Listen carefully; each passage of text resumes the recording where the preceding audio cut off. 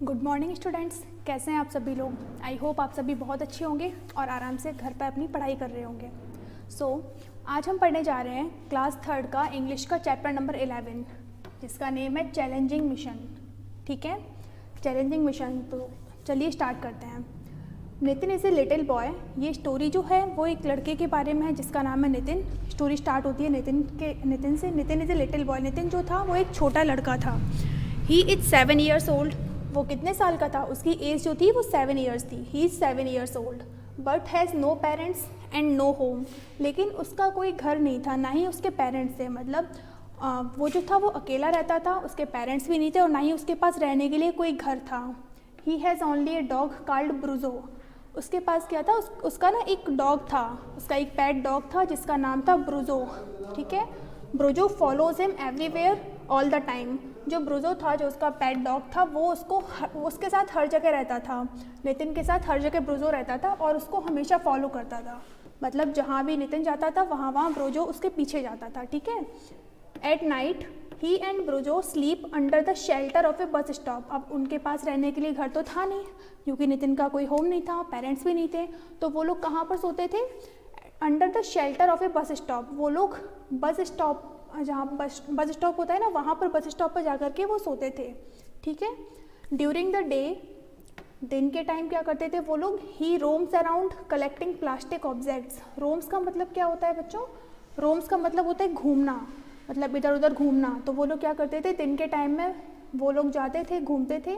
मतलब नितिन अपने पेट ब्रूजो के साथ में कलेक्टिंग प्लास्टिक ऑब्जेक्ट। और क्या कलेक्ट करते थे? प्लास्टिक के ऑब्जेक्ट्स कलेक्ट करते थे। And polythene bags from the garbage bin. अब चूँकि वो बहुत ज़्यादा पुअर था, उसके पास पैसे भी नहीं थे, घर नहीं था, पेरेंट्स भी नहीं थे, तो वो क्या काम करता था? कुछ तो करना पड़ेगा ना उसको सर्वाइवल के लिए। तो वो लोग क्या करते थे? प्लास्टिक ऑब्जेक्ट्स को कलेक्ट करते थे एंड पॉलीथीन बैग्स। और जो पॉलीथीन बैग्स होते हैं वो गार्बेज बिन। गार्बेज मतलब क्या होता है? जो कचरा हम लोग डालते हैं ना, तो जहाँ पर कचरा डालते हैं वहाँ से वो लोग क्या करते थे? उन चीज़ों को ढूंढते थे। ठीक है। When his bag is full, और जब वो लोग अपना वो सामान को ढूंढ लेते थे, पॉलीथीन बैग्स को और प्लास्टिक ऑब्जेक्ट्स को, और जब उनका बैग फुल हो जाता था, Nitin takes it to a man called Sethji who in return for the scrap gives him a few rupees. फिर वो क्या करता था? नितिन उस बैग को ले जा करके सेठ जी को देता था। कोई सेठ जी होंगे वहाँ पर, और वो सेठ जी फिर क्या करते थे? उस स्क्रैप के बदले में उसको कुछ पैसे देते थे। ठीक है। तो नितिन क्या करता था? कलेक्शन करने के बाद प्लास्टिक और पॉलीथीन बैग्स का उनका कलेक्शन करने के बाद वो जाता था सेठ जी के पास और उनको ये देता था, और सेठ जी उसके बदले में उसको कुछ रुपए दे देते थे जिससे वो अपना सर्वाइवल करता था। ठीक है। स्क्रैप का मतलब क्या होता है? स्क्रैप का मतलब होता है वेस्ट ऑब्जेक्ट्स। मतलब जो चीज़ें हम लोग यूज़ नहीं करते हैं उनको फेंक देते हैं, दैट इज़ कॉल्ड स्क्रैप। जो हमारे लिए वेस्ट हो जाती है उसको बोलते हैं स्क्रैप। ओके, आगे देखिए।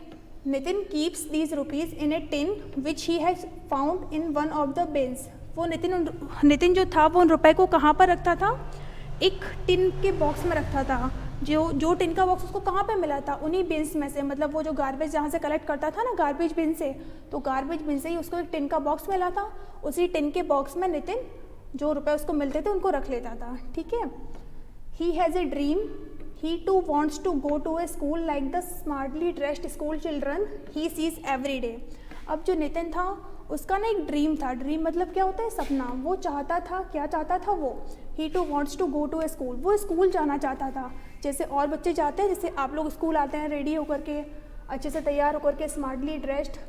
तो वो ऐसे बच्चों को देखता था स्कूल जाते हुए और फिर सोचता था कि काश मैं भी स्कूल जा पाता इन बच्चों की तरह। ठीक है। तो ये उसका एक ड्रीम था। आगे देखिए।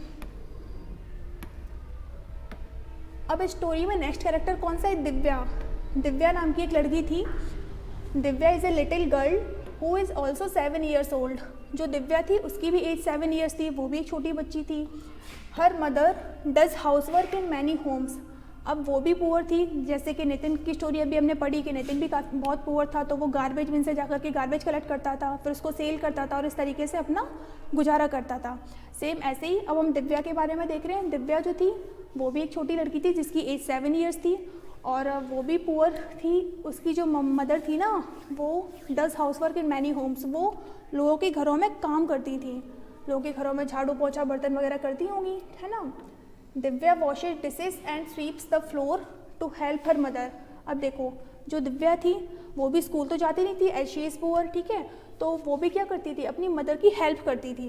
कैसे करती थी? Washes dishes. अब यहाँ डिशेज का मतलब क्या है, देखिए, वॉशेज डिशेज का मतलब है कि वो अपनी मम्मी की बर्तन वगैरह साफ़ करने में हेल्प करती थी। एंड स्वीप्स द फ्लोर, और फ्लोर की साफ़ सफाई करती थी, घर में झाड़ू पोछा करने में उनकी हेल्प करती थी। She sees the little girls in these homes going to the school. अब वो भी वहाँ पर जिन घरों में वो काम करती थी ना उनकी मम्मी, उनके साथ में दिव्या भी जाती थी, तो वो क्या देखती थी कि वहाँ पे जो उन घरों की जो लड़कियाँ थी छोटी छोटी, वो लोग जाती थी स्कूल में, तो दिव्या का भी मन करता था कि काश वो भी स्कूल जा पाती उन्हीं लड़कियों की तरह। Divya wants to go to the school just like other girls. वो भी बाकी लड़कियों की तरह स्कूल जाना चाहती थी, पढ़ना चाहती थी, कुछ करना चाहती थी लाइफ में, है ना। आगे देखिए, children, do you know that all of you are entitled to a safe home, good health care, education, love and opportunities. अब देखो क्या बोल रहे हैं कि चिल्ड्रन, बच्चों, क्या आप लोग जानते हैं that all of you are entitled to a safe home, मतलब आप सभी को ये राइट है कि आप सेफ तरीके से रहें, सेफ होम में रहें, गुड हेल्थ केयर, आपको अच्छी हेल्थ केयर रिसीव हो, मतलब अगर आप बीमार हो रहे हैं तो आपको प्रॉपर मेडिकल ट्रीटमेंट मिले, एजुकेशन, आपको एजुकेशन दी जाए, लव एंड अपॉर्चुनिटीज़, ये हम सभी का राइट है कि हम सभी को सेफ होम मिले, गुड हेल्थ केयर मिले, एजुकेशन, लव एंड अपॉर्चुनिटीज़, ये सब मिलने का राइट हम सबका है, सभी बच्चों का है। These are the basic rights of a child recognised by the United Nations. अब यूनाइटेड नेशंस ने ना ये सभी राइट्स बच्चों के लिए रिकॉग्नाइज कर रखे हैं। कौन कौन से राइट्स? सेफ होम का मतलब वो लोग सेफली रह सकें, उनका एक घर हो, गुड हेल्थ केयर, उनको प्रॉपर मेडिकल फैसिलिटीज़ प्रोवाइड की जाएँ, एजुकेशन प्रोवाइड की जाए बच्चों को, उनको पढ़ने लिखने की अपॉर्चुनिटीज़ दी जाएँ, उनको लव एंड अपॉर्चुनिटीज़ मिले, ठीक है। तो ये सभी राइट्स किसने रिकॉग्नाइज किए हैं, किसने बोला है कि बच्चों को ये सब मिलना चाहिए? यूनाइटेड नेशंस ने, ठीक है।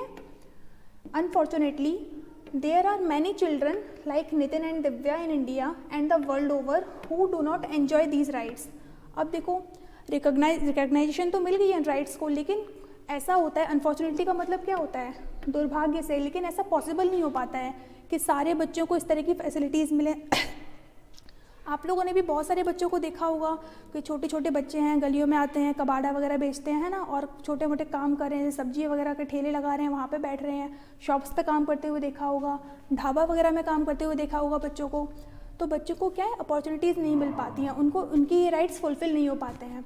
इंडिया में भी और बाकी जगहों पे भी, मतलब और कंट्रीज़ में भी ये सारी फैसिलिटीज़ उनको नहीं मिल पाती हैं। We see these children all around us. हम लोग अपने मतलब लगभग आसपास ही चीज़ ऐसे लोगों को देखते हैं, ऐसे बच्चों को देखते हैं, पिकिंग रैग्स, जो क्या कर रहे हैं, रैग्स का मतलब यहाँ पर वही है, स्क्रैप से ही मतलब है, picking rags, working at hotels and dhabas. जैसे अभी मैंने बताया कि आपने देखी होंगे ढाबाज होटल्स में बच्चे काम करते हैं। पिकिंग रैग्स मतलब कि वही जिनको हम लोग रैग पिकर बोलते हैं, रैग पिकर, जो बच्चे रैग्स पिक करते हैं उनको हम लोग क्या बोलते हैं, रैग पिकर, मतलब जो कबाड़ा वगैरह बीनते हैं ना, उनको रैग पिकर्स बोलते हैं। वर्किंग एज ट्रक एंड बस क्लीनर्स, आपने बसेस और ट्रक को साफ़ करते हुए बच्चों को देखा होगा, वो लोग वहाँ की सफाई करते हैं। And even employed in homes as servant, और कई बच्चे तो लोगों के घरों में काम करते हैं सर्वेंट के तरीके से, ठीक है। Many of this children are homeless and many others are forced to do difficult and dangerous jobs without proper protection. अब इनमें से बहुत सारे बच्चे तो ऐसे होते हैं जिनके पास उनका कोई घर नहीं होता, रहने के लिए जगह नहीं होती, वो लोग ऐसे ही कहीं बस स्टॉप पे, कहीं रेलवे स्टेशन पर रहते हैं और अपना गुजारा करते हैं, है ना। और इनमें से बहुत सारे ऐसे होते हैं who are forced to do difficult and dangerous jobs, जो जिन्हें अपना मतलब कि गुजारा करने के लिए कुछ ना कुछ तो करना पड़ेगा बच्चों को, तो वो लोग डिफ़िकल्ट और डेंजरस जॉब्स करते हैं विदाउट प्रॉपर प्रोटेक्शन। उनको मतलब प्रॉपर्ली प्रोटेक्शन भी नहीं दिया जाता, सेफ्टी मीजर्स भी नहीं होते हैं उनके, मतलब कि सेफ्टी के लिए कोई भी एफर्ट्स लोग नहीं करते और उनको काम पर रख लेते हैं। जैसे फैक्ट्रीज़ वगैरह में देखा हुआ, बच्चों को एम्प्लॉयड कर लिया जाता है और वहाँ पर उनके प्रोटेक्शन के लिए कुछ भी नहीं करते हैं। They do not get a chance to go to school, और ऐसे बच्चों को स्कूल जाने की तो बहुत दूर की बात है, उनको डेली खाने पीने के लिए प्रॉपर्ली नहीं मिलता है, तो स्कूल जाना तो उनके लिए बहुत ही बड़ी बात होती है। But these children need not loss hope, लेकिन ऐसे बच्चों को ना निराश होने की ज़रूरत नहीं है, क्योंकि बहुत सारे ऑर्गेनाइजेशंस ऐसे हैं जो इस तरीके से वर्क करते हैं, ऐसे बच्चों को एजुकेशन देने के लिए वो लोग काम करते हैं। There are many people who work day and night to give these children a good life। ऐसे बहुत से लोग हैं जो इन बच्चों के लिए कुछ करना चाहते हैं, इन बच्चों के लिए कुछ करने के लिए दिन और रात लगे रहते हैं। One such person was Ripon Kapoor. ऐसे ही एक पर्सन कौन थे जो बच्चों की हेल्प करते थे, रिपन कपूर नाम था उनका। Even as a little boy Ripan held reading and writing classes for the poor children, visited them in the hospital and started a dispensary in a slum. मतलब कि काफ़ी पहले छोटे से ही रिपन कपूर ने क्या किया था, वो देखते थे अपने आसपास ऐसे बच्चे जो बहुत ही स्लम एरियाज़ में रहते थे, उन्हें ये सारे काम करने पड़ते थे, तो उनको बहुत लगता था कि काश मैं इनके लिए कुछ कर पाते। तो वो क्या करते थे, वो जाते थे ऐसे बच्चों से मिलने के लिए हॉस्पिटल्स में, और उन्होंने क्या किया था, and started dispensary in a slum. Slum का मतलब क्या होता है, स्लम का मतलब इसे हम लोग बोलते हैं गंदी बस्ती, ऐसा एरिया जहाँ पर पुअर लोग रहते हैं और वहाँ पे प्रॉपर क्लीनिंग फैसिलिटीज़ नहीं होती हैं, साफ़ सफाई नहीं होती, तो उस एरिया को हम लोग बोलते हैं स्लम। डिस्पेंसरी का मतलब क्या है, डिस्पेंसरी लाइक ऐसी जगह जहाँ पर हमें मेडिकल फैसिलिटीज़ मिलती हैं, उसको हम लोग डिस्पेंसरी बोलते हैं, ठीक है। तो रिपन कपूर ने क्या किया, एक डिस्पेंसरी खोली स्लम एरियाज़ में उन पुअर बच्चों के लिए, गरीब लोगों के लिए। Later he was joined by 6 friends and together they started an organization called Child Rights and You। उसके बाद कुछ टाइम बाद उन्होंने क्या किया, उन्होंने और उनके फ्रेंड्स ने मिलकर, रिपन कपूर और उनके फ्रेंड्स ने क्या किया, एक ऑर्गेनाइजेशन स्टार्ट किया जिसका नाम क्या था, चाइल्ड राइट्स एंड यू। इसका नाम था चाइल्ड राइट्स एंड यू। इसको शॉर्ट में क्या बोलते थे वो लोग, क्राई बोलते थे, CRY cry, child rights and you, ठीक है। इन्होंने ऑर्गेनाइजेशन स्टार्ट किया। उसके बाद देखिए, Their first office was Ripon's dining table at his home. अब जब शुरू में स्टार्ट किया तो इतने बड़े लेवल पर नहीं था, तो उन्होंने अपना पहला ऑफिस कहाँ पर बनाया, वो रिपन के घर में ही अपनी मीटिंग्स वगैरह होल्ड करते होंगे, वहीं इससे सारी प्लानिंग करते होंगे कि हाँ हमें आगे क्या करना है, कैसे करना है। वो जो ऑर्गेनाइजेशन था CRY collects money to help poor children to get education and medical help. वो क्या करता था, वो ऐसे लोग जो सच में इन लोगों के लिए कुछ करना चाहते हैं उनके साथ मिल करके मनी कलेक्ट करता था, पैसे इकट्ठे करता था, और उसके बाद ऐसे पुअर चिल्ड्रन को education and medical facility provide करवाता था। उसके बाद देखिए, you must have seen cry getting cards during festival seasons. You must have seen cry getting cards during festival seasons. आपने देखा हुआ क्राई जो था वो क्या करता था, वो कार्ड्स डिज़ाइन करता था और उनको बेचता था, जिससे कि उनकी अर्निंग होती थी, और फिर उस पैसे को वो ऐसे पुअर चिल्ड्रन की हेल्प करने के लिए यूज़ करता था, ठीक है। Designing and selling cards is one of the many activities undertaken by CRY to generate money. जैसे अभी मैंने बताया कि पैसे, अब उनके पास भी इतने पैसे थे नहीं कि वो लोग सभी की हेल्प करें, तो वो लोग क्या करते थे, पैसे अर्न करने के लिए कार्ड्स को डिज़ाइन करते थे और उनको बेचते थे, ग्रीटिंग कार्ड्स वगैरह होते हैं ना उनको। Now CRY has become a big organisation helping thousands of children lead a good life. इस तरीके से पहले छोटे लेवल से स्टार्ट होकर के अब जो क्राई है बहुत ही बड़ा ऑर्गेनाइजेशन बन चुका है, जो क्या करता है, हज़ारों बच्चों की मदद करता है, उनकी लाइफ को बेटर बनाने के लिए काम करता है। Unfortunately Ripan Kapoor died of cancer in 1994 at the age of 40। लेकिन क्या हुआ, फिर रिपन कपूर ने ये वर्क स्टार्ट किया, उसके बाद कुछ टाइम बाद 40 की एज में, जब वो 40 साल के थे ना, उस टाइम उनकी डेथ हो गई कैंसर की वजह से 1994 में, ठीक है। But his colleagues carry on the mission. लेकिन उसके जो साथी थे, उसके जो फ्रेंड्स थे, वो लोग इस मिशन को कंटिन्यू रखते हैं। वो लोग अभी भी ये ऑर्गेनाइजेशन काफ़ी बड़े लेवल पर वर्क कर रहा है, और जो उनके फ्रेंड्स वगैरह थे उन्होंने इस ऑर्गेनाइजेशन को काफ़ी अलग लेवल पर पहुंचा दिया है। ओके, तो ये चैप्टर हमारा ख़त्म होता है यहाँ पे। अब देखिए इसमें हमने क्या क्या न्यू वर्ड सीखे। सबसे पहला वर्ड है हमारा स्क्रैप। स्क्रैप का मतलब क्या था, जैसे हम लोगों ने अभी ऊपर पढ़ा था वेस्ट मटेरियल, ऐसा मटेरियल जो वेस्ट है, जो किसी काम का नहीं है, उसको क्या बोलते हैं, उसको स्क्रैप बोलते हैं। नेक्स्ट है हमारा इंटाइटल्ड।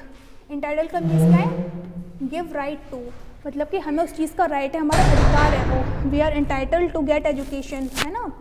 नेक्स्ट है आपका स्लम। स्लम का मतलब क्या था, अभी हम लोगों ने ऊपर देखा था, एक ग्रुप ऑफ हाउसेस और huts where sanitary conditions are dirty, मतलब कि ऐसे घरों का समूह, मतलब जहाँ पे ऐसे घर हैं, ऐसी गलियाँ जहाँ पे ऐसे घर हैं जहाँ पर सैनिटरी कंडीशन, मतलब साफ़ सफाई की प्रॉपर व्यवस्था नहीं है, वो वहाँ पर गंदा एरिया है। And overcrowded and the buildings are usually in a bad state, और वहाँ पर जो घर बने हुए होते हैं, जो बिल्डिंग्स है, वो काफ़ी ख़राब स्थिति में होती है, उनकी कंडीशन बेटर नहीं होती है। नेक्स्ट हमारा डिस्पेंसरी। डिस्पेंसरी का मतलब क्या है, a place where medicine are given, ऐसी जगह जहाँ पर हमें मेडिसिन मिलती हैं, उसको क्या बोलते हैं, डिस्पेंसरी बोलते हैं, ठीक है। तो आपने सभी ने चैप्टर पढ़ा। अब देखिए इससे हमें क्या सीखने को मिला कि जहाँ भी हमें ऐसे पुअर पीपल मिले, पुअर चिल्ड्रन मिले, तो हमें उन सभी की हेल्प करनी चाहिए, क्योंकि वो लोग भी एजुकेशन पाना चाहते हैं, पढ़ना चाहते हैं, कुछ करना चाहते हैं लाइफ में, है ना। जैसे कि नितिन और दिव्या के बारे में भी हम लोगों ने पढ़ा था इस चैप्टर में। ओके, तो आप सभी इस चैप्टर को अच्छे से पढ़ना, उसके बाद इसके प्रॉपर्ली नोट्स बना करके अपना असाइनमेंट सबमिट करना।